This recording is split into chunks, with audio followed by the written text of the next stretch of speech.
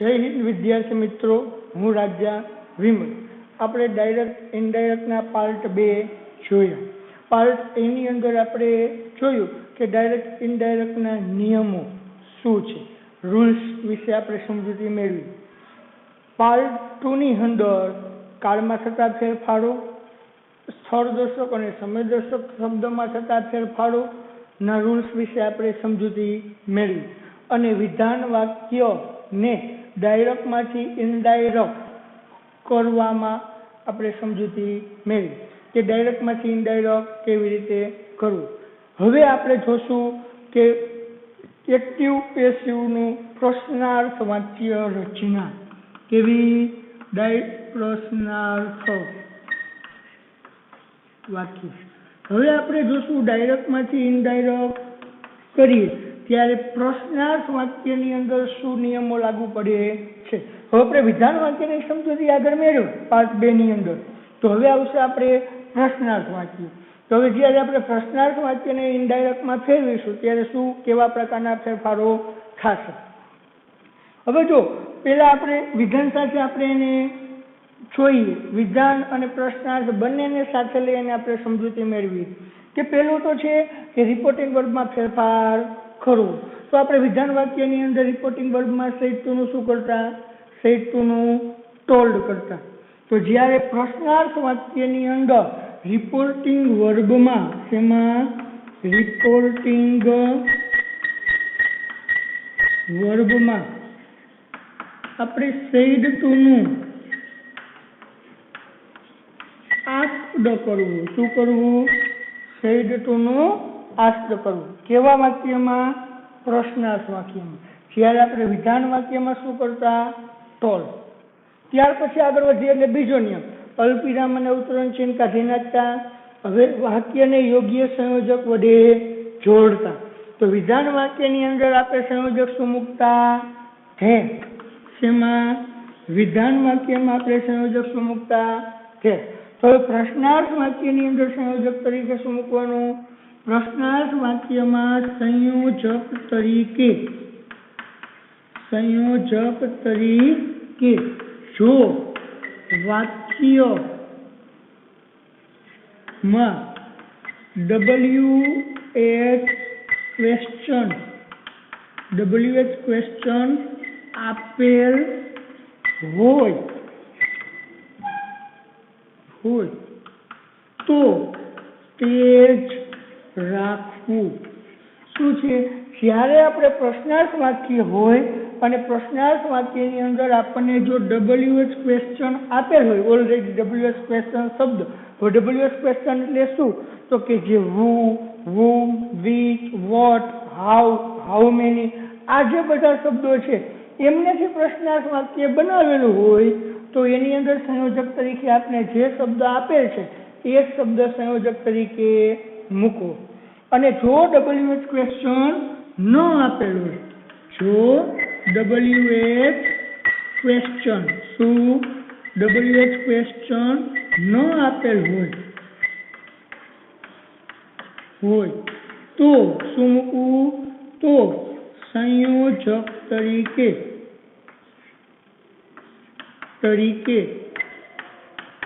If મૂકવું. શું મૂકવું? તો સંયોજક તરીકે ઇફ મૂકવું. જો આપણે WH ક્વેશ્ચન આપેલ હોય તો સંયોજક તરીકે જે શબ્દ આપેલ હોય તે જ રાખવો, અને જો WH ક્વેશ્ચન ન આપેલ હોય તો સંયોજક તરીકે ઇફ મૂકવું. રેડી? સંયોજકનો નિયમ. હવે ત્યાર પછી આપણે આગળ વધીએ એટલે જે વિધાન વાક્યમાં આપણે ફેરફારો કરતા એ જ ફેરફારો, જેમ કે કાળમાં ફેરફારો કરવા, પછી સર્વનામમાં ફેરફાર કરવા, સ્થળદર્શક અને સમયદર્શક શબ્દમાં ફેરફાર કરવો, આ બધા જ ફેરફારો આમાં પણ તે જ નિયમથી લાગુ પડશે. હવે બીજી વસ્તુ એ કે જ્યારે પ્રશ્નાર્થ વાક્યનું આપણે ઇનડાયરેક્ટ કરીએ તો પ્રશ્નાર્થ વાક્યને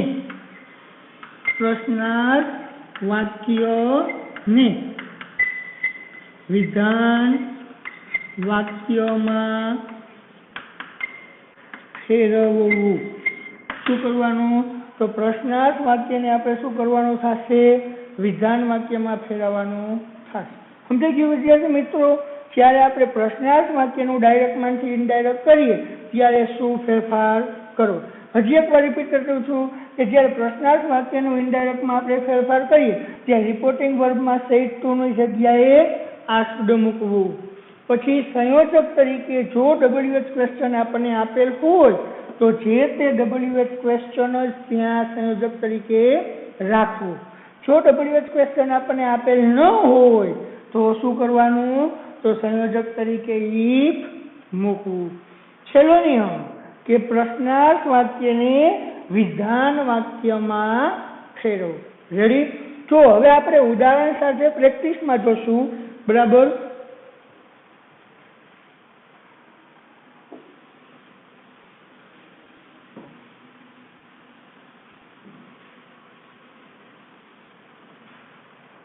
હવે આપણને અહીંયા 6 ઉદાહરણ આપણે આપેલા છે. હવે 6 ઉદાહરણ આપણે ઇનડાયરેક્ટ સ્પીચની અંદર ટ્રાન્સલેશન કરીશું. હવે એમાં જોઈએ કેવી રીતે ઇનડાયરેક્ટ સ્પીચની અંદર ટ્રાન્સલેશન થાય છે અને નિયમ લાગુ પડે છે. હવે જો પહેલું ઉદાહરણ છે કે સીતા સેડ ટુ રામ. સીતાએ રામને કહ્યું, will you bring this deer for me? શું તે હરણ મારા માટે લઈ આવી આપીશ? તો પેલા બોલનાર, તો બોલનાર કોણ છે? સીતા. તો સીતાનું સીતા. હવે વાક્યનો પ્રકાર ઓળખવાનો. વાક્યનો પ્રકાર કેવો છે? પ્રશ્નાર્થ. તો પ્રકાર ઓળખવા માટે આપણે ખાસ એક તો છેલ્લે પ્રશ્નાર્થ ચિહ્નની નિશાની આપી હોય અને બીજું કે વાક્યની શરૂઆતમાં કા WH ક્વેશ્ચન અથવા તો સહાયકારક ક્રિયાપદ હોય એટલે એ વાક્ય પ્રશ્નાર્થ હોય. વાક્યની શરૂઆતમાં શું હોય? WH ક્વેશ્ચન અથવા સહાયકારક ક્રિયાપદ અને છેલ્લે અંતે પ્રશ્નાર્થ ચિહ્નની નિશાની. તો એ વાક્ય કેવું કહેવાય? પ્રશ્નાર્થ. જો આ પ્રશ્નાર્થ છે તો પ્રશ્નાર્થને ઇનડાયરેક્ટમાં ફેરવીશું. તો પ્રશ્નાર્થમાં સેડ ટુ નું શું થશે? સેડ ટુ નું આસ્ક્ડ એટલે આસ્ક્ડ મૂક્યું મેં. હવે સાંભળનાર. તો સાંભળનાર કોણ છે? રામ. રામનું રામ. હવે અલ્પવિરામ અને ઉત્તરણ ચિહ્ન તો નીકળી જાય. હવે સંયોજક તરીકે મૂકવાનું. તો જો સંયોજકનો નિયમ શું છે? જો વાક્યમાં WH ક્વેશ્ચન હોય તો એ જ રાખવું, નહીતર ઇફ. તો જો આ WH ક્વેશ્ચન છે ના, સહાયકારક ક્રિયાપદ છે વિલ. તો WH ક્વેશ્ચન નથી એટલે સંયોજક તરીકે શું મૂકવાનું થશે? ઇફ. શું આવે? ઇફ. રેડી? હવે શું છે? પ્રશ્નાર્થ વાક્યને વિધાન વાક્યમાં ફેરવવું. તો પ્રશ્નાર્થ વાક્યને વિધાન વાક્યમાં ફેરવવું હોય તો શું કરવાનું થાય? તો વાક્યમાં આપેલો કર્તા આગળ લઈ લ્યો અને સહાયકારક ક્રિયાપદને પાછળ જાવ જો એટલે વિધાન વાક્ય થઈ જાય. આપણી વાક્ય રચના પ્રમાણે કે પેલા કર્તા, ક્રિયાપદ, કર્મ, અન્ય શબ્દ. તો હવે યુ આપણે આગળ લઈ લેશું. તો યુ ને આપણે સર્વનામ મુજબ ફરીએ તો યુ કેટલામો પુરુષ છે? બીજો પુરુષ. તો બીજો પુરુષ કેના પ્રમાણે ફરશે? તો બીજો પુરુષ સાંભળનાર પ્રમાણે ફરશે એટલે સાંભળનાર રામ છે. પેલું કામ આપણે જોઈ લીધું કેના પ્રમાણે ફેરવવું. હવે શું કરવાનું? તો કે આ જેટલામું રૂપ હોય એટલામું રૂપ આપણે સાંભળનારનું મૂકવાનું. તો યુ બીજો પુરુષ અને પેલું રૂપ. તો સાંભળનાર રામ, રામનું પેલું રૂપ શું થશે? હી. આગળ આપણે સર્વનામના નિયમ મુજબ આપણે શીખી ગયા. હવે વિલ. તો વિલનું કાળમાં ફેરફાર. તો વિલનું વુડ. હવે બ્રિંગ. તો બ્રિંગનું બ્રિંગ. હવે બ્રિંગનું આપણે અહીંયા બ્રોટ કર્યું નહીં. શું કામ ન કર્યું? તો કે વિલનું વુડ એ ભૂતકાળ થઈ ગયું અને મોડલ સાથે હંમેશા ક્રિયાપદનું સિમ્પલ મોડલ સાથે હંમેશા ક્રિયાપદનું મૂળરૂપ જ આવે. હવે ધીસ. તો ધીસનું ધેટ. ડિયરનું ડિયર. હવે ફોર. તો ફોરનું ફોર. હવે પાછું અહીંયા મી એટલે સર્વનામ આવ્યું. તો મી એટલે સર્વનામના નિયમ મુજબ ફેરવું. તો મી એટલે કેટલામો પુરુષ? પ્રથમ પુરુષ. પ્રથમ પુરુષ કેના પ્રમાણે ફરીએ? સાંભળનાર મુજબ, સર્વનામના નિયમ મુજબ. તો કેના પ્રમાણે ફેરવવું એ આપણે જોઈ લીધું. હવે સાંભળનાર મુજબ ફેરવવાનું થયું. તો હવે જો આ કેટલામું રૂપ છે? મી એ આઈનું બીજું રૂપ છે. કેટલામું? આઈનું બીજું. તો સાંભળનારનું બીજું બોલનારનું બીજું રૂપ મૂકવાનું થશે. તો બોલનાર એટલે સીતા. તો સીતા એટલે સી. તો સી નું બીજું રૂપ શું થશે? સર્વનામના કોષ્ટક મુજબ સી હ. તો બીજું રૂપ શું થશે? હ. રેડી વિદ્યાર્થી મિત્રો? પેલું વાક્ય આપણે એને સંપૂર્ણપણે ઇનડાયરેક્ટ સ્પીચની અંદર આપણે ફેરવી નાખીએ. બીજું વાક્ય જોઈએ. નૈના say to મોના. નૈનાએ મોનાને કહ્યું, do you know who is coming here tomorrow? શું તું જાણે છે આવતીકાલે અહીં કોણ આવી રહ્યું છે? તો આપણે પાછું એને ફરી પાછું પહેલેથી નિયમ લગાવતા જઈએ અને એને ઇનડાયરેક્ટ સ્પીચની અંદર કન્વર્ટ કરીએ. તો હવે પેલા બોલનારનું બોલનાર, તો બોલનાર કોણ છે? નૈના. નૈનાનું નૈના. હવે રિપોર્ટિંગ વર્બમાં ફેરફાર, તો said to, તો પ્રશ્નાર્થ વાક્યમાં said to નું શું થાય? asked. હવે સાંભળનાર કોણ છે? મોના. તો મોનાનું મોના. અલ્પવિરામ અને ઉતરણ ચિહ્ન નીકળી ગયા. હવે યોગ્ય સંયોજક વડે વાક્યને જોડવું. તો હવે જો સંયોજકનો નિયમ શું છે? જો વાક્યમાં WH ક્વેશ્ચન આપેલ હોય તો WH ક્વેશ્ચન મૂકવું, અને જો ન આપેલ હોય તો if મૂકવું. તો જુઓ, જો આમાં WH ક્વેશ્ચન આપેલ છે નહીં, તો સંયોજક તરીકે શું આવશે? if. તો ifનું if. હવે પ્રશ્નાર્થ વાક્યને શું કરવાનું? વિધાન વાક્ય. તો વિધાન વાક્ય કરવું એટલે કર્તા આગળ આવે, તો કર્તા એટલે યુ ને આપણે આગળ લઈ જઈએ. હવે યુ સર્વનામમાં ફેરફાર એટલે યુ ને આપણે ફેરવીએ, તો યુ કેટલામો પુરુષ? બીજો પુરુષ. તો બીજો પુરુષ કેના પ્રમાણે ફરીએ? બીજો પુરુષ સાંભળનાર મુજબ. તો બીજા હવે આપણને ખબર પડી ગઈ કે બીજો પુરુષને સાંભળનાર મુજબ એટલે મોના મુજબ ઠરાવવાનું યુ ને. આ જેટલામું રૂપ છે એટલામું રૂપ આનું મૂકવું થશે. તો યુ કેટલામું રૂપ? પેલું. તો મોનાનું પેલું રૂપ એટલે સી. હવે કાળમાં ફેરફાર, તો ડુ પ્લસ ક્રિયાપદનું મૂળ રૂપ. તો ડુ પ્લસ ક્રિયાપદનું મૂળ રૂપ એટલે સાદો વર્તમાન કાળ થશે. હવે સાદા વર્તમાન કાળનું ઇનડાયરેક્ટ સ્પીચની અંદર શું થાય? સાદો ભૂતકાળ. તો સાદા ભૂતકાળમાં કેવું આવે રૂપ? ભૂતકાળનું. તો અહીંયા નોનું શું થઈ જશે? ન્યુ. હવે અહીંયા આપણે ડુ નું ડીડ નો થયું. શું કામ નો થયું? કારણ કે સાદા ભૂતકાળમાં આપણે ડીડ થાય. હવે સાદા ભૂતકાળનું પ્રશ્નાર્થમાં ડીડ થશે એટલે એનું આપણે વિધાન કરશું. તો વિધાનમાં શું થશે? ભૂતકાળનું રૂપ. વિધાનમાં ડીડ આવે નહીં, એટલે વિધાનમાં માત્ર ક્રિયાપદનું ભૂતકાળનું રૂપ જ આવશે. એટલે પ્રશ્નાર્થથી આપણે વિધાનમાં કન્વર્ટ કર્યું એટલે અહીંયા ક્રિયાપદનું ભૂતકાળનું રૂપ થઈ ગયું, નોનું ન્યુ. હવે શું વધ્યું? વુ. સંયોજક એમનો. તો વાક્યને જોડવા માટે સંયોજક મૂક્યું છે, સંયોજક એમનો. વુનું વુ. પછી ઇઝનું વોઝ. હવે આ કમિંગ, તો કમિંગનું આપણે શું થશે? ગોઈંગ. આપણે જ્યારે ડાયરેક્ટ સ્પીચની અંદર કોકને એમ કહેશું અહીં આવ અથવા તો આવી રહ્યો છે, બરાબર. પણ જ્યારે ઇનડાયરેક્ટ સ્પીચની અંદર થશે ત્યારે આ ઘટના બની ગઈ છે.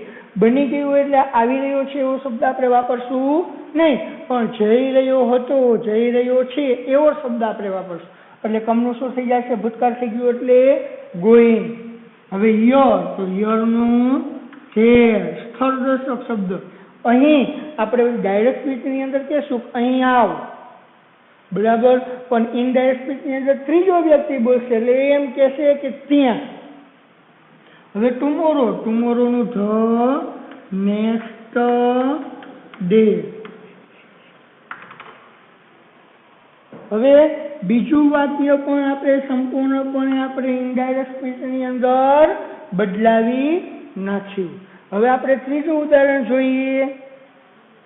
હવે પહેલા બે આપણે ઉદાહરણ જોયા જેની અંદર WH ક્વેશ્ચન હતું નહીં, એટલે સંયોજક તરીકે આપણે ઇફ મૂક્યું. હવે ત્રીજું વાક્ય છે, જો એમાં વાક્યની શરૂઆતની અંદર WH ક્વેશ્ચન આપેલ છે એટલે એક WH ક્વેશ્ચન વાળી રીત થઈ જાય. સોના said to Bhairavi, where were you yesterday? સોનાએ ભૈરવીને કહ્યું હતું કે ગઈકાલે તું ક્યાં હતી. તો પેલા બોલનાર સોનાનું સોના. હવે said to નું asked. સાંભળનાર ભૈરવી. સંયોજક તરીકે હવે યોગ્ય સંયોજક તરીકે વાક્યને જોડવું. તો આપણને અહીંયા WH ક્વેશ્ચન આપેલ છે વાક્યની શરૂઆતમાં. તો જો WH ક્વેશ્ચન આપેલ હોય તો સંયોજક તરીકે શું મૂકવું? જે હોય તે WH ક્વેશ્ચનને સંયોજક તરીકે રાખવું. તો વેર છે તો વેરનું વેર રાખી દીધું આપણે. હવે પ્રશ્નાર્થ વાક્યને આપણે શું કરીશું? વિધાન વાક્ય. તો વિધાન વાક્ય કરીશું એટલે કરતા આગળ કર્તા તરીકે યુ છે તો યુ કેના પ્રમાણે ફરશે? સાંભળનાર પ્રમાણે. હવે તમને ડાયરેક્ટલી ખબર પડી છે કે યુ કેના પ્રમાણે ફેરવવું અને આઈ કેના પ્રમાણે ફેરવવું, કારણ કે તમને ડાયરેક્ટ જ ખ્યાલ આવી જશે યુ કેટલામો રૂપ છે, આઈ કેટલામો રૂપ છે, બરાબર રૂપ છે, બીજું કે કેટલામો પુરુષ છે. કારણ કે સીધું આપણે ખ્યાલ આવી જાય કે યુ એ બીજો પુરુષ છે તો બીજો પુરુષ સાંભળનાર મુજબ, એટલે ડાયરેક્ટ હવે દર વખતે આપણે બોલવાની જરૂર નહીં પડે કે યુ એ બીજો પુરુષ છે એટલે એને બોલનાર મુજબ. હું ડાયરેક્ટ બોલીશ કે યુ એ બીજો પુરુષ એટલે બોલનાર મુજબ. તો યુ પેલું રૂપ તો બોલનારનું પેલું રૂપ. ભૈરવી તો ભૈરવી છે તો ભૈરવી એટલે સી. હવે વેર તો વેર એટલે સાદો ભૂતકાળ. સાદા ભૂતકાળનું અસ્તિત્વ દર્શાવતું વાક્ય. તો સાદા ભૂતકાળને આપણે શું કરશું? પૂર્ણ ભૂતકાળ. તો પૂર્ણ ભૂતકાળની અંદર શું આવે? Had plus ભૂતકૃદન. તો હવે હેડ પ્લસ બીન. હવે અહીંયા બીન શું કામ આવ્યું? તો કે સાદા ભૂતકાળનું અસ્તિત્વ દર્શાવતું વાક્ય હોય એટલે એમાં કોઈ ક્રિયા થતી ન હોય. ક્રિયા થતી ન હોય એટલે ક્રિયાપદ હોય નહીં. હવે તો ક્રિયાપદ ન હોય એટલે એનું પૂર્ણ ભૂતકાળ કરીએ એટલે પૂર્ણ ક્રિયા દર્શાવવા માટે આપણે શું વાપરીશું? બીન. એટલે વેરનું હેડ બીન. યસ્ટરડે, યસ્ટરડેનું ધ પ્રીવિયસ ડે. રેડી વિદ્યાર્થી મિત્રો? સમજાઈ ગયું? ડાયરેક્ટમાંથી ઇનડાયરેક્ટ કરીએ ત્યારે શું ફેરફાર થાય? હવે આપણે ચોથું ઉદાહરણ જોઈએ. The policeman said to the driver, "Why did you drive your bus so fast?" તો પેલા બોલનાર. તો બોલનાર શું છે? The policeman. પ્રશ્નાર્થ છે એટલે said to નું asked. રેડી? હવે સાંભળનાર. તો સાંભળનાર કોણ છે? The driver. તો હું શું મૂકીશ? The driver. હવે જો અલ્પવિરામ અને ઉતરણ ચિહ્ન નીકળી જાય, યોગ્ય સંયોજક વડે વાક્ય જોડવું. તો જો સંયોજક વડે વાક્ય જોડવું તો WH ક્વેશ્ચનથી વાક્ય શરૂઆત થયું છે. તો WH ક્વેશ્ચનથી વાક્યની શરૂઆત થાય તો સંયોજક તરીકે શું આવે? જે તે WH ક્વેશ્ચન.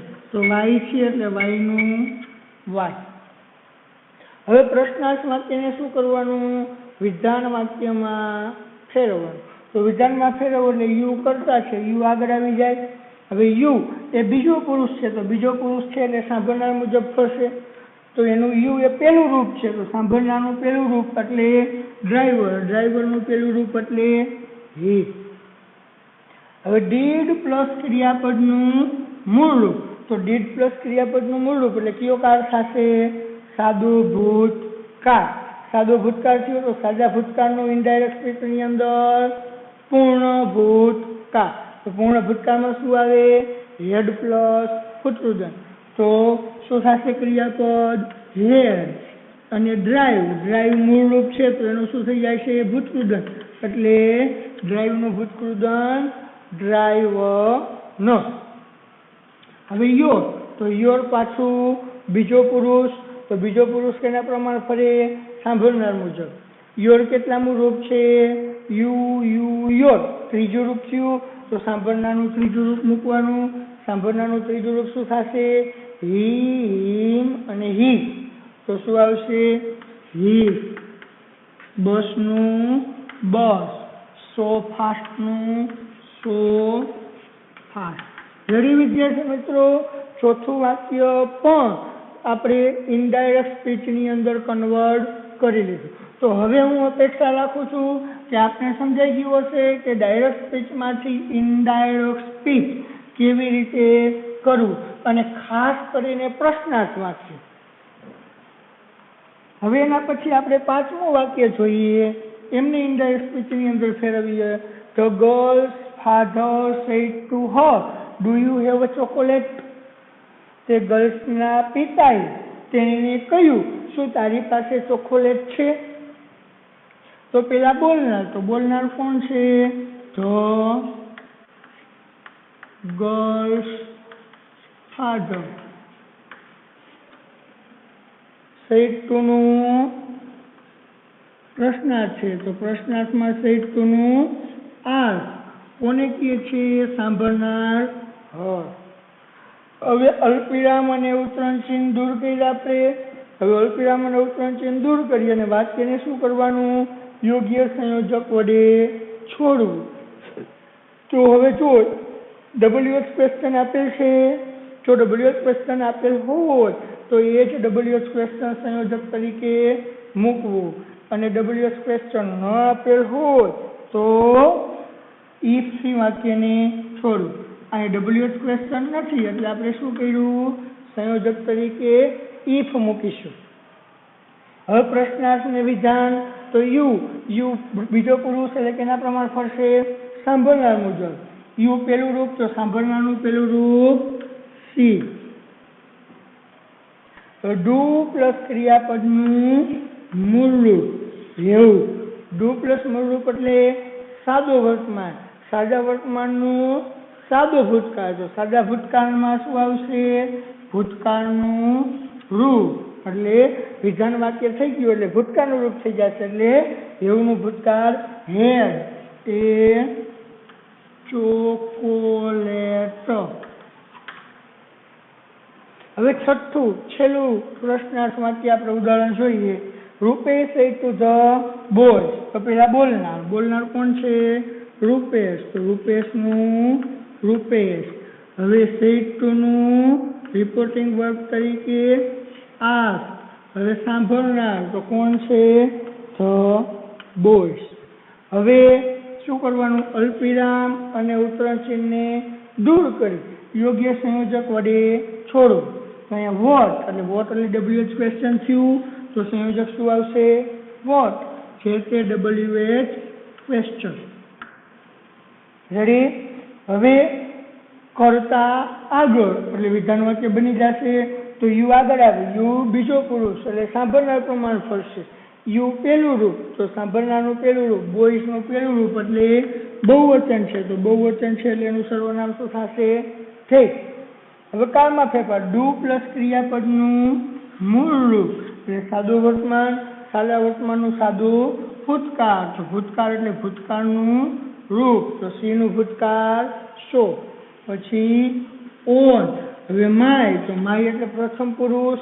પ્રથમ પુરુષ કેના પ્રમાણ ફરી? બોલનાર મુજબ. માય કેટલામું રૂપ? આઈ, મી, માય એટલે ત્રીજું રૂપ થયું. તો રૂપેશનું ત્રીજું રૂપ સી, હર, સોરી રૂપેશ એટલે હી. હી નું ત્રીજું રૂપ હી, હિમ, હી. હી પાલનું પાલ. રેડી વિદ્યાર્થી મિત્રો? હવે આ હતું ડાયરેક્ટમાંથી ઇનડાયરેક્ટ કરવાના રૂલ્સ, બરાબર. અને એ પણ પ્રશ્નાર્થ વાક્ય. તો હવે આપણે પ્રશ્નાર્થ વાક્યને ડાયરેક્ટમાંથી ઇનડાયરેક્ટ કરતી વખતે થતા ફેરફારો વિશે આપણે સમજૂતી મેળવી. અને અમે અપેક્ષા રાખીએ છીએ કે આપણે હવે પ્રશ્નાર્થ વાક્યનું ઇનડાયરેક્ટ કરવાની અંદર પણ કોઈ પ્રોબ્લેમ, સમસ્યા ઊભી થશે નહીં. તો આપણે પહેલા વિધાન વાક્યને ડાયરેક્ટમાંથી ઇનડાયરેક્ટ કરતા શીખ્યા. હવે આપણે પ્રશ્નાર્થ વાક્યને ડાયરેક્ટમાંથી ઇનડાયરેક્ટ કરતા શીખ્યા. તો આ બંને વાક્યના બંને પ્રકારનું આપણે ઘર બેઠા પ્રેક્ટિસ કરીશું. અને પછી આપણે હવે આવનારા વિડીયોની અંદર આજ્ઞાર્થ વાક્ય અને ઉદ્ગાર વાક્ય વિશેની સમજૂતી મેળવીશું કે આજ્ઞાર્થ વાક્યમાં ડાયરેક્ટમાંથી ઇનડાયરેક્ટ કરતી વખતે થતા ફેરફારો, એમના થતા ફેરફાર થતા નિયમ. રેડી? તો અહીંથી આ વિડીયોને આપણે સમાપ્ત કરીએ છીએ. અનેક વિદ્યાર્થી મિત્રો ખાસ સૂચના કે ડાયરેક્ટ ઇનડાયરેક્ટ એવો ટોપિક છે, આપણે દરેક જગ્યાએ ઉપયોગી છે, જે સંપૂર્ણપણે નિયમ ઉપર આધારિત છે. તો આપણે એ સંપૂર્ણપણે નિયમનો પહેલા અભ્યાસ કરીશું, એમની સમજૂતી મેળવીશું અને સંપૂર્ણ નિયમની સમજૂતી મેળવ્યા બાદ આ બંને પ્રકારના આપણે એમની પ્રેક્ટિસ કરીશું એટલે જરૂર આપણે એની સમજૂતી મળી જશે અને આપણે આવડી જશે. આપણા માટે કોઈ જ વસ્તુ ડિફિકલ્ટ થશે નહીં. તો જય હિન્દ વિદ્યાર્થી મિત્રો. વિમલ રાજાન્યા જય હિન્દ. અને અપેક્ષા તો આપણે પૂરી મહેનત કરીશું.